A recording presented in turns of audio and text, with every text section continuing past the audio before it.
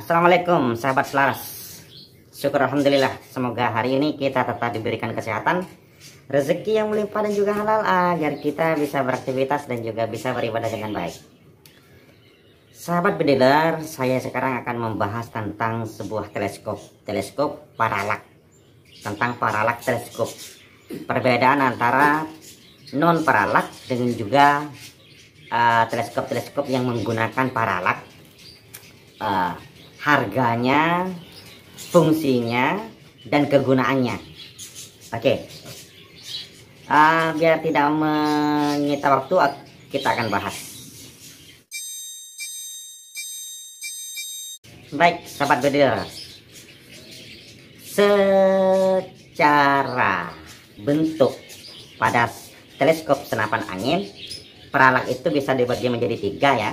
Yang pertama adalah teleskop non paralak, seperti halnya 4x32, seperti halnya teleskop 3x9 RGB dan sebagainya. Itu tanpa setelan paralak di luar. Jadi kalau kita mau menyetel paralaknya, maka kita bisa membuka tutup lensa depannya, kemudian kita putar lensa depannya.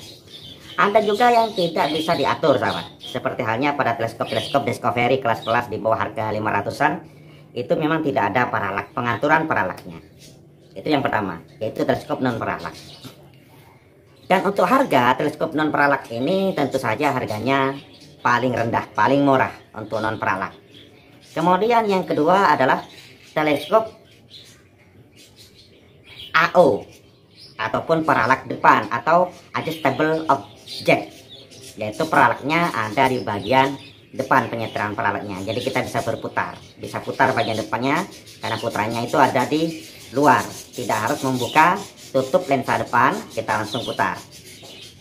Yang ketiga, teleskop dengan tipe SF atau side focus, yaitu teleskopnya atau setelan paralaknya itu ada di samping, turret di sebelah kiri biasanya. Itu side focus. Dan untuk teleskop yang SF, yang side focus, itu biasanya harganya lebih mahal daripada 2 tipe sebelumnya. Teleskop dengan tipe AO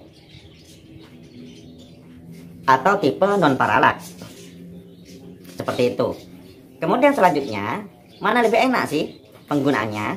Tentu saja sahabat, secara fungsi, secara jangkauan kita yang menggunakan paralak SF itu lebih enak. Kenapa? Karena kita bisa menjangkau langsung, tidak harus ke depan. Saya kasih contoh ya, pamannya. Kalau yang SF, ketika kita ada target di jarak yang berbeda, umpamanya kita sudah setel teleskopnya di jarak sekitar 30 meter dengan zoom umpamanya sekitar 13, 14, 15 zoomnya, jaraknya 30 meter. Ternyata ada target di jarak 60 meter. Kadang-kadang fokusnya kita berkurang. Jadi kalau umpamanya kita setel menggunakan yang SF atau set fokus, itu lebih mudah karena setelnya ada di samping. Nah, setelnya ada di samping kayak gini. Beda yang berbentuk AO atau adjustable objective, yang mana setelannya ada di depan seperti ini. Jadi kayak gini setelannya. Memang harganya akan lebih mahal yang tipe SF. Nah, dari harga. Kemudian selanjutnya, dari segi keamanan pada selapan, ya tentu saja yang lebih aman itu sahabat yang tipe non paralak, karena nilai kerusakannya itu akan lebih minimal gitu, yang non paralak.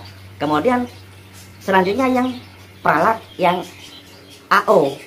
Kenapa? Karena sistem yang ada di paralak AO itu tidak terlalu jelimet seperti halnya SF.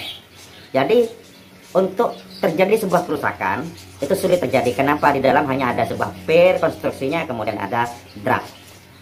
Beda dengan yang SF. Yang SF itu banyak komponen-komponen yang ada di dalamnya. Jadi kalau umpamanya terjadi kerusakan, itu memang banyak potensi-potensi yang bisa diprediksi, bisa terjadi di dalam teleskop SF itu. Kemudian, apakah kita itu menggunakan teleskop yang apa yang enak? Yang SF, yang AO, atau yang non paralak?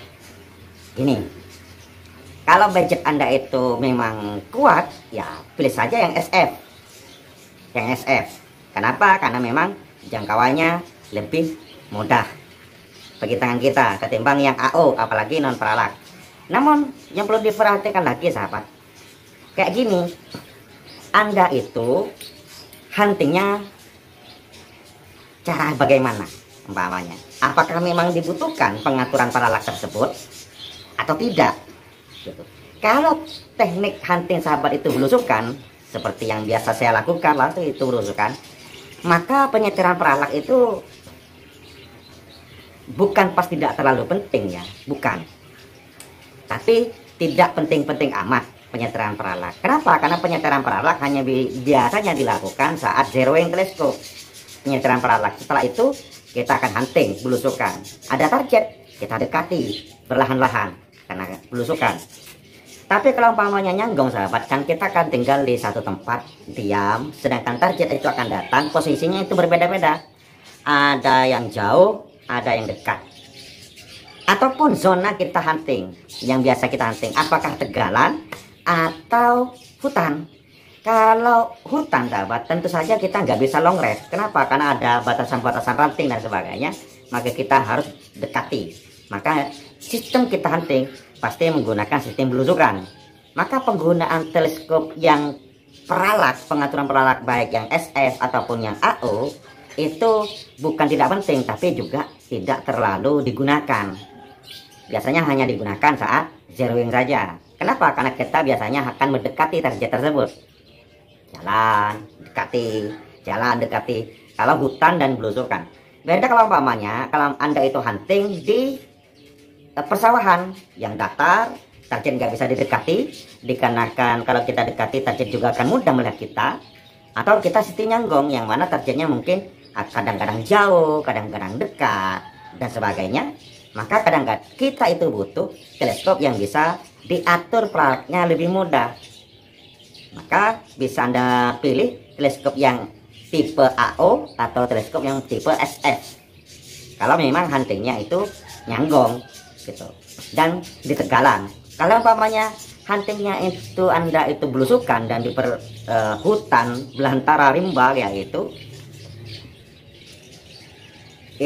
Anda beli yang peralak luar seperti yang tipe AO ataupun SF, itu sulit tidak terlalu banyak digunakan lah gitu.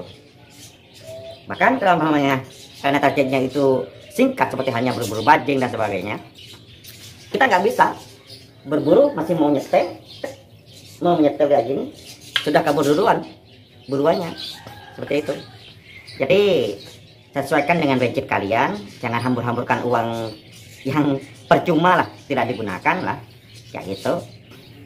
Maka kalau umpamanya huntingnya ya kelas-kelas bisa didekati ataupun di hutan dan juga huntingnya belusukan, pilih yang non paralak ataupun yang paralaknya tipe AO sudah cukup.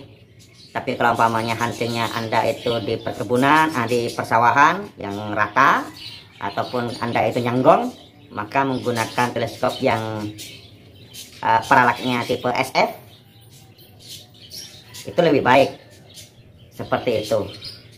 Mungkin itu saja pembahasan sederhana yang bisa kita bahas. Mudah-mudahan bermanfaat untuk memberikan keputusan bagi kalian umpamanya bingung memilih antara teleskop non paralak, teleskop dengan paralak AO, ataupun teleskop dengan paralak SF. Oke, mungkin itu saja. Kurang lebihnya mohon maaf. Assalamualaikum warahmatullahi wabarakatuh.